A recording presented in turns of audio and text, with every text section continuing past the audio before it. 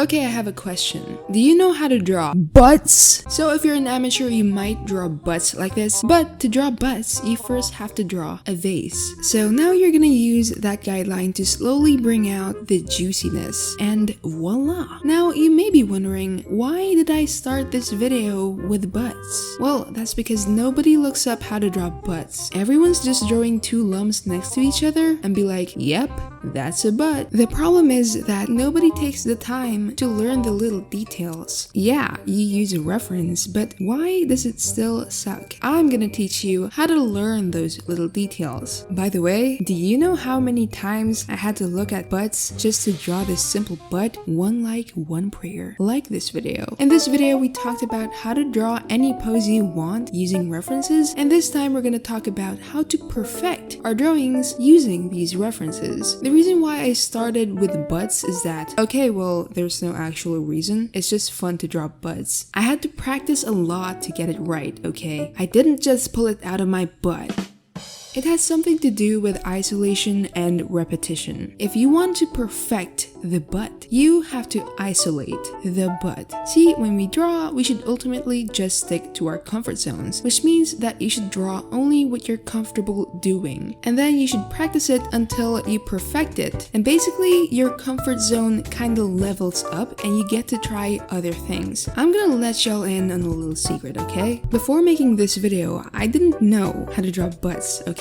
I mean, I could draw butts, but they were just okay butts. They weren't magnificent butts until I isolated the butt. So in this stage, I've just isolated the butt, and essentially I'm just drawing a lot of butts, which means that as I draw more and more, as I repeat the same steps I'm doing over and over again, I'm learning how to simplify it so that the next time I draw it, I don't have to draw the complicated guidelines anymore. It just sort of plans itself in my mind, like how I don't draw guidelines anymore for the head. So drawing over and over again is gonna make me more confident and faster in my lines, and so the cycle repeats. To make it simple for you, you get to do nothing all day but to draw hot booties, and in return, you level up your skills. But wait, there's more to it. So hear me out on this. So our first step is obviously references. Now I think that when it comes to anatomy, we can best learn from realism. So I'm drawing this sexy back right now, and firstly, I'm laying out the basics, also using lines to help me construct my drawing. After this, I made the reference black and white. This is really important, guys. Do it in black and white. So we're going to study how shadows work on this sexy back. Listen, I'm not a major expert on anatomy, okay? So I'm basically just sharing how I learn. And I think that sitting down and shading realistically is the best way to learn anatomy, because you really have to look at the body for hours until you finally get it right. Also, literally right after I finished this practice drawing, I spotted my mistake right away. Comparing the silhouettes is really helpful in spotting mistakes. So anyway, this is basically what goes through my mind when I do a practice session like this. Eventually, when you practice more and more, you'll get to a point where you can apply the previous stuff you've learned to other body parts. It's sort of overlapping. So here's another example. I literally made this video just to have an excuse to draw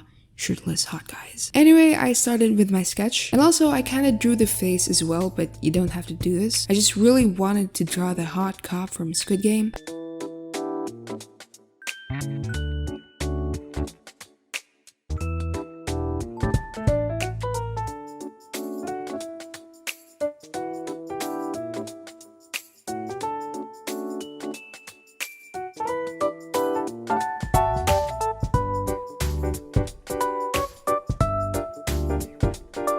Okay, so the reason why I transferred this drawing to another drawing program is that I kind of realized that it was much easier doing all of this when I have the right brushes. So just a reminder to experiment on your brushes, kids. Anyway, drawing this study in black and white helped me to practice and get to know the different shadows that muscles form. Again, I suggest you guys to follow the reference as much as possible and in black and white so that you would focus more on the shading rather than the coloring. Let me make this clear for you guys. A lot of people do this a lot, including me and maybe even you. But the thing is that you may not even be conscious that you're doing it. You know how when people explain their art process, they go like, oh, and then I did this. I have no idea why I'm doing this, it just looks good. Well, that's not just them being humble brags. That's because they actually don't know what it is, they just know how to do it. You see, we think with our hands because our brains are too small. So over time, when you do this more and more, it's finally gonna click in your mind that, oh, it actually has this 3D shape. Essentially, we need both quantity and quality. That's why being an artist is hard, folks. So this advice is perfect for beginners. It also helps how other artists break down body shapes as well. If you've ever seen one of those color-coded guys on Google or Pinterest, you guys know what I'm talking about, right?